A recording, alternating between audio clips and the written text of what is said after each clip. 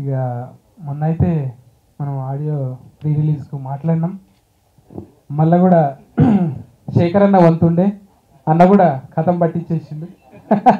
ఏం చెప్పాలనుకున్నాడు అది చెప్పేసిండు.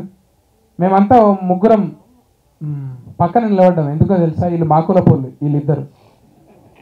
కులం అంటే డబ్బింగ్ కులం. మేము 2005 నుంచి అన్నలతోని, నేను బాబాయ్ మల్లాది భాస్కర్ గారు, నేను అన్న దిలీప్ని, దీనికి డబ్బింగ్ ఎవరు, ఫస్ట్ సినిమా స్టార్ట్ అయిపోయింది పోస్ట్ ప్రొడక్షన్ అనగానే డబ్బింగ్ ఎవరికి ఇచ్చినాం అన్న అంటే ఎవరు అడగరు కదా అట్లా, మా కులం అది డబ్బింగ్ కులం కాబట్టి అడిగిన అన్న.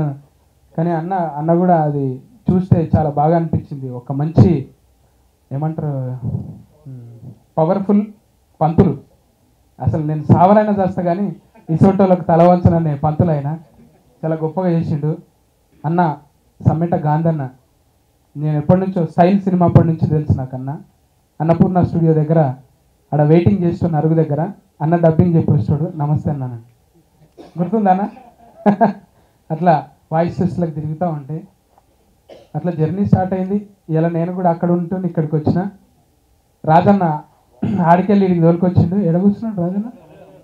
దాక్కున్నావు అన్న మమ్మల్ని అందరం మీదకేసి.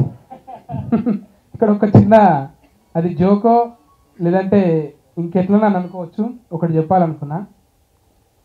ఏమంటే ఎవరైనా చిన్న దావత్ ఉంది లేదంటే పెళ్ళి ఉందంటే ఒక టెంట్ హౌస్ ఆర్డర్ అయ్యడానికి పోతే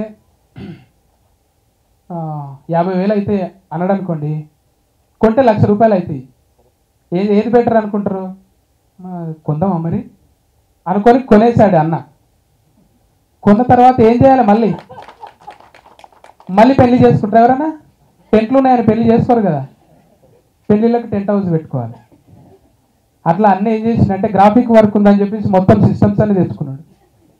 మళ్ళీ ఏం చేయాలి ఇప్పుడు? మళ్ళీ సినిమాలు తీయాలి. అదే కాన్సెప్ట్తో ఉన్నాడు అన్న. అమీబా లెక్క వాగుతున్నాడు. థియేటర్లు ఎట్లా పట్టాలి, అసలు సినిమా డిస్ట్రిబ్యూషన్ ఏంది, బయ్యర్లు ఏంది, ఇవన్నీ మెల్లగా పాకుతా ఉన్నాడు అన్న. ఎప్పటికన్నా నువ్వు చేస్తావన్నావు, అందుకే టచ్లో ఉండాలనే ఉంటున్నావు మీతోనే.